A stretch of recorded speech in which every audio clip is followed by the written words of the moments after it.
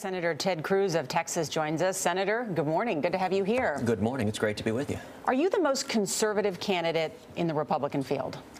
Well, right now I'm the only announced candidate in the Republican field, so I guess you know it's sort of like what my mom would say. I'm her only child, and she would say you're my favorite son, but then she'd quickly remind me I'm her least favorite son as well. But is that your plan, to be the most conservative? Look, my plan is to speak the truth and to defend common sense conservative values. I think millions of Americans recognize the path we're on.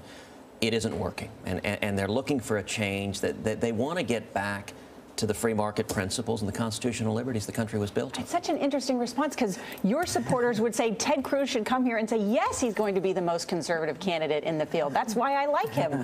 Look, I think part of it is the basic values of this country are common sense conservative values. Live within your means.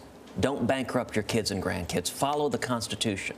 I mean, it's only in Washington that those are viewed as radical or extreme propositions. In most of America, you get people, Republicans, Democrats, independents, libertarians, who come together and say, look, that just makes common sense. Senator, you say that if you're elected, you would repeal the Affordable Care Act, but since its passage, 16 million people have become insured. So how would you take that away from them? Well, you know, those numbers don't tell the whole picture. For one thing, the bulk of those numbers are coming from expanded Medicaid. And Medicaid is a program where a lot of the people on Medicaid are not getting health care. Medicaid is a system that is already overburdened, and more people are just getting waiting lists and not actually getting health care.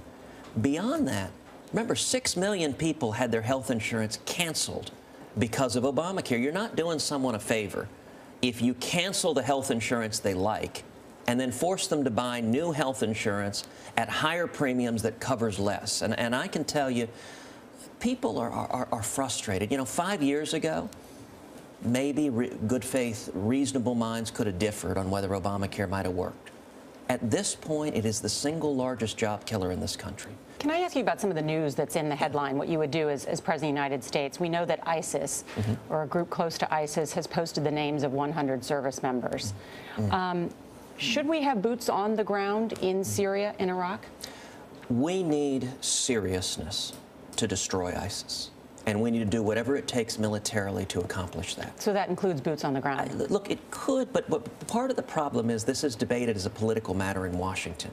This should be a military question. What is necessary to defeat ISIS? We have boots on the ground right now with the Kurds. The Kurds are there. The Peshmerga, they're fighting forces. They're effective. They have been allies of the United States for decades. Even though America has not been terribly consistent allies to the Kurds have stood with us. They are fighting ISIS right now. ISIS is using American military equipment that they seized in Iraq, and the Kurds don't have the weaponry. Unfortunately, the administration's sending the weapons to Baghdad.